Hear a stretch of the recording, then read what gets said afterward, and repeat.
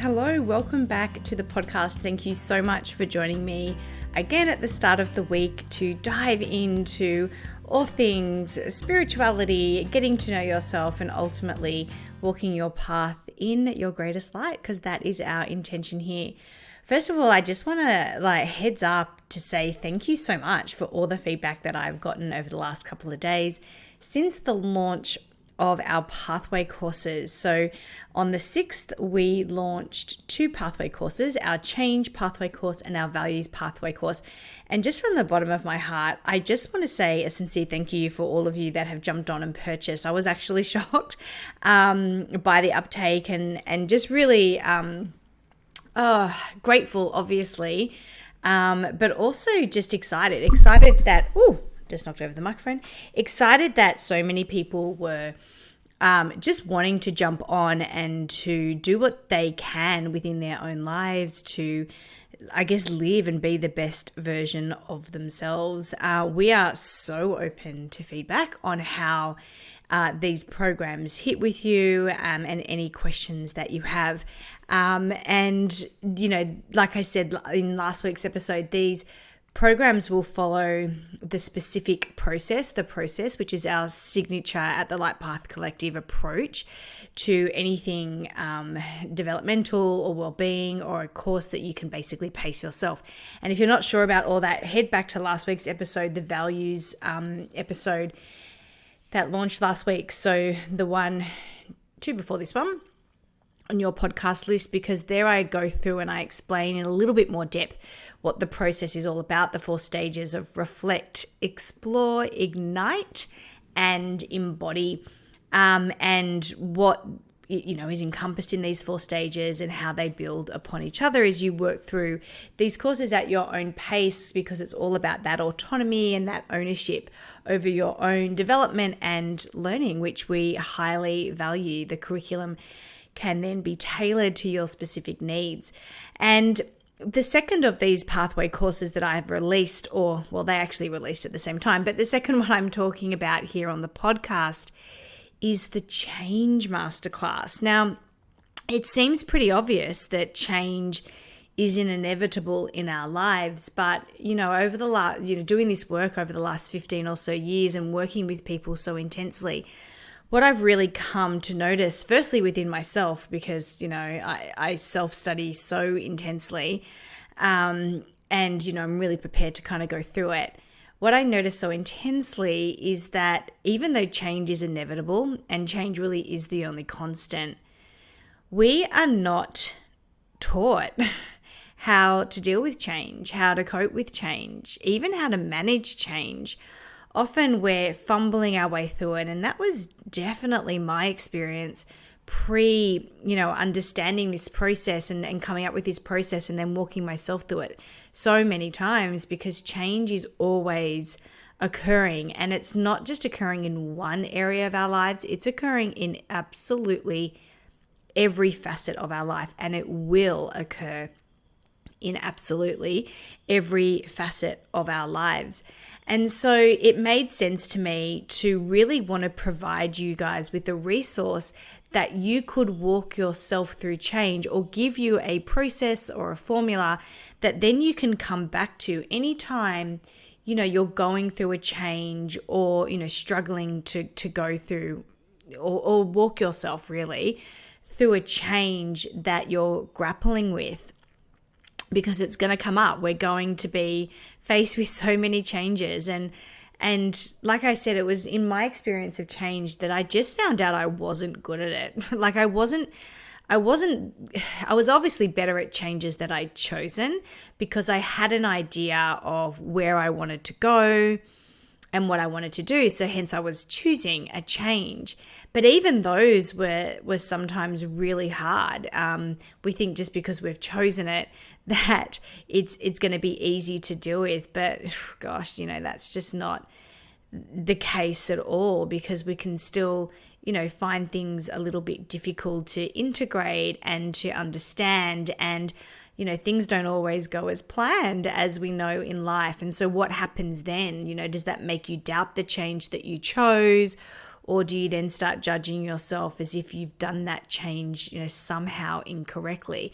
None of which is true, obviously, but when you're going through it, my gosh, doesn't it feel true at the time? So I've worked really hard on, trying to distill as simply as possible this process that we can walk ourselves through, keeping in mind any change that we might be going through. This might be a change in your relationships. This might be a change in your work life. This might be a change within you, like you are changing, hence everything is changing.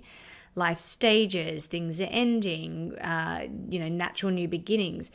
And we have a lot of, I guess, ceremonial or cultural celebrations around change.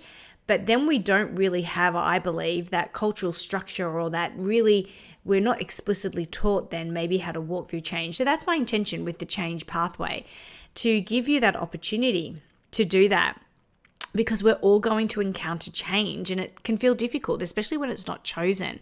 And I don't think it's difficult because we're not able to change and to adapt and to grow and to develop and to evolve. Not at all. I believe the opposite. I believe it's because we have this amazing ego, this ego that is really protective, and this ego that is really strong. And we know that the ego loves attachment and it loves familiarity. We become so familiar with and attached to things, to the people, to our choices, our patterns. We even come really attached to ideas and perceptions and concepts and environments that make us feel safe. And that's awesome, because the ego's job is to make us feel safe, because it wants to avoid anything that's unknown.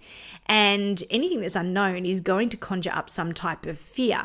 And I think we're taught to avoid fear. And I don't think that we should run into situations where we are genuinely afraid, obviously. But fear is part of change, because the unknown can be really exciting, but it also can be very triggering in fear. And so whenever we're going through a type of change, it can really threaten and impact on that feeling of safety that we might identify this. So the ego will always pop up when we're going through changes, and it will pop up and it'd say, hey, like, what are you doing? This isn't good. Let's stick with what we know. The well-trodden path is the safest.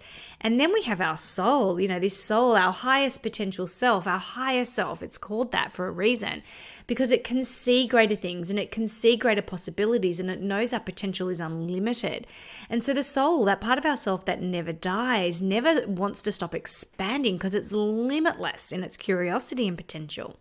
And so our soul is there also, maybe not as loud as our ego, but our soul is there, and it's really wanting us to explore. It's wanting us to expand. It's wanting us to learn. It's wanting us to seek. It's wanting us to grow in our wisdom and our understandings, and really wants us to seek opportunities in which we can constantly be expanded, and ultimately bringing us closer to our authenticity and the experience of just pure love.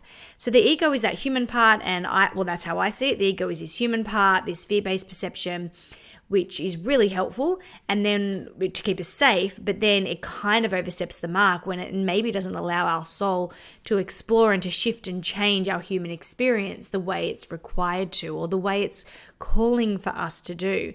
The ego is all about safe, it's about familiar, it's about same. And so it stops us from this expansion. But the reality is, life is full of changes. And these changes, like I said before, physical, mental, emotional, or circumstantial or relational. And change can be shattering, like change can be shocking and unexpected and unplanned for and unfair, it may feel.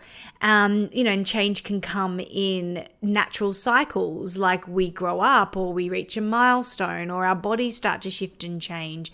What we desire starts to shift and change, and definitely what we value starts to shift and change. And they can be natural, so we can kind of be a little bit prepared for those. And then, like I said before, change can be chosen. We can choose to change things up. It might be forced. So it might be something that we are forced to choose, or a change that's forced upon us. And it could just be that change is, the byproducts of the decisions that we make in our life. And I believe, in my observations, and definitely people that I've studied and I admire, I can really see that change, the people that can deal with change or are proactive in their change are really the people that are okay with facing it and can expand and grow in, or even thrive in the face of change, because they're less attached to the fear related to what the change will actually look like. And they feel into the new reality and what the new reality will ultimately result in, instead of focusing on that fear. And I know that in changes in my life, I've definitely been way more fear-based and familiarity-based. Like, I want to grip onto things that are falling away or changing because I'm not ready for that next stage. Maybe because I'm not done with the current stage, or maybe because I just don't know what that next stage is. So we have to understand that change is something that we really need to become masters of. We really want change to not leave us in a place of confusion or loss or despair, even though it sometimes will. Obviously, it will leave us in those places. But we want change. We want to be in a relationship with change, and we want to foster a relationship with change. So when change does come, that we can actually be in relationship with it, as opposed to it or struggling through it or just getting through it. So if you're one of those people who, like I was, that always really struggled with change and the pain and the fear that it kind of conjured up, then this is why I wrote this. This is just for you. And this is a process that I use constantly, because we're constantly going through change. And part of that is understanding change and also having a structure around dealing with change. And part of that is just really honoring that our soul is always really seeking a way forward. So if you are a person who is ready to become the absolute master creator of your life, to live at your next level of potential and magnetize yourself to your next dream, your next goal, your next vision, then this is for you. If you're someone that struggles to flow with and accept change, a la me, if you're someone who is moving through a difficult change right now, chosen or forced, then this is for you, because I believe that this pathway is just the opportunity to step into that relationship with change, and see change as not an opportunity, not a moment of less or not a moment of loss, but as an opportunity for so much more, because we have an opportunity for so much more love, more wisdom, more courage, and more inner strength. And we have a better opportunity to align with more of what is authentically for us, and for the universe to be reflecting that back to us. So by completing this change pathway, you're going to learn to embrace change. You're going to practically be walked through a process of dealing with change. And this is going to allow you to expand into the new. And it's ultimately, the big goal is to help you to release the old, so that you can align with your next level of potential and greatness and shift your vibration into the new realities, instead of, really being stuffed down and attached to the old. And so I now see, because I've built a relationship with change, and this relationship building came through the process, which I teach you in the change course, because I've built this relationship with change, I now see change as a really, really potent opportunity for growth, expansion, and development. I see changes as really intense moments where we can shift and experience so much more growth and so much more of our potential in our reality, which has been so much greater than what has been. So I'll give you a really practical example. I mean, I've told my story a few times before, but I'll briefly contextualize it in my story again. As I was working in education, I couldn't see a way out. I did want a way out, but I don't think I wanted it that much, because I wasn't really creating it and I couldn't really see it. And it's not that I didn't want it. I think I was just really nervous about the change, about what would it be like. I remember actually saying really early on in my career to someone, so I've known this for a really long time, even though I stayed in that career for around 20 years. I remember saying to someone I work with, I just don't know who I am if I'm not Miss Leo. You know, when you're this kindergarten teacher and you're loved and adored by these little people all day, and then you kind of step out into your real life and, you know, those general conversations that you have, people would say, what did you do for work? And I say, I teach kindergarten. They're like, oh, that's so cute. And I almost didn't know my identity outside of that. So for me, it was really hard to let go of, because especially as a teacher, I found you had such an identity. You were very pigeonholed in that identity in your work life, but you had such an identity. And although I wanted to step out, I just wasn't finding that way. And then it was kind of really offered to me. Like I got the golden nugget of, well, here is the support you need to leave. I got offered a redundancy. Now, of course, I could have taken that, gone and taught somewhere else, or even not taken it. I didn't have to take the redundancy. I could have stayed doing what I was doing. But immediately I knew that I was going to take it. Like before she even got the words out, reading the letter to me, like I was a 5-year-old. And she said like, and I knew what I was going to do. Like there was a no-brainer for me. But I still had to walk myself through the process of that change. It still threw up a lot. And so I worked through this process that I'm sharing with you now. So the first thing I did, I reflected. I really, really reflected. I had to get really honest with myself, and I literally wrote it out. I had to reflect on, well, what was my teaching career? If I was to walk away now, what has it been? What have I achieved? What haven't I achieved? What do I feel proud of? What do I feel frustrated by? And when I look at in this reflection, what am I going to miss about that? Like I was really honest, and I knew when I was able to really distill it down through reflecting, I was able to say, well, I thought at the time I was really going to miss the sense of community and belonging that school environments offered. I was really going to miss, even though I was looking forward to not having it at the same time. So it was a bit of a juxtaposition, but I was really looking forward I was really scared about and fearful of being out of a structure. I'd never been out of a structure before. I went to school, I went to university, and I went straight back into school. I've never existed in the world outside of an educational institution. And so I thought I would really miss that. I would really miss the familiarity of that. I thought I would really miss my colleagues, you know, some people that, you know, you build a close working relationship. I was scared about those relationships that I would miss. And obviously we spend a lot of time at work, and I'd been at this job for a while. So there were a lot of relationships that had been built within the context of that career of mine. So I thought I was really going to miss those people. So I had to really reflect, and I really had to name it. That didn't necessarily change my decision. Naming it wasn't so I could stick with it. Naming was just to be really honest about it. Then in the explore section, where we go in and we reprogram that blueprint, we in our subconscious, we start to build new neurological pathways to see differently, to feel differently, and then hence to act differently and to be different. Therefore, our personal reality changes. I had to sit a lot in my subconscious mind and really reprogram it to see myself differently, but also to create the dream. Like I didn't really have much of an idea of how this would transpire or what it would look like.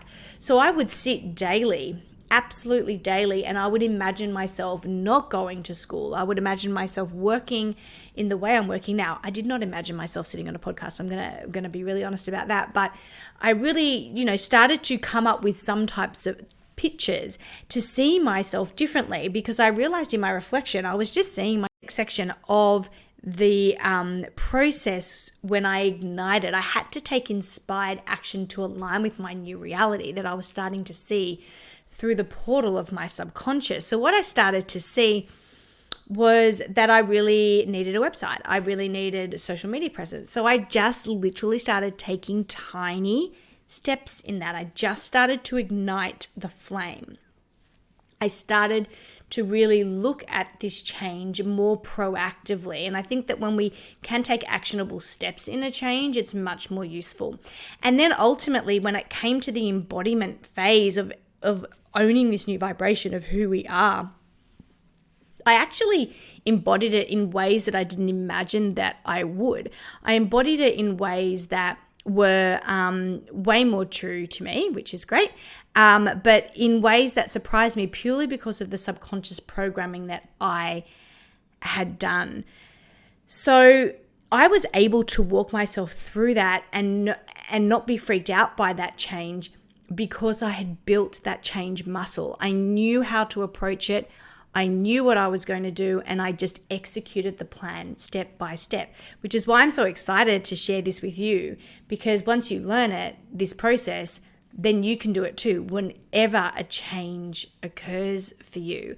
Because we know that the experience of change is always going to be at work in our lives, that change is absolutely going to happen, and it is the only inevitable. So it stands to reason that our ability to accept change and to work with it and to flow with it will ultimately determine the quality of our lives. And so the question is, how are you at embracing change? How are you at working with change? And is it a catalyst for new, or is it, a chance to cling to that lifeboat of the old for dear life and keep being kind of pummeled by the same waves? And don't get me wrong, this has been a long series of me for trial and error. And where the heart is involved, where really high emotions are involved, it can get really difficult. And the change process for me in the example that I gave wasn't clear cut. Of course, there were times I had to go back and to swing through it, some of the different, modules of the process to really consolidate, because other things would come up or other emotions would come up. But I do now see change as an opportunity for new and more and greater, and I don't try and cling to it as I did in the past and try to keep as familiar as possible, because I know that never got me anywhere.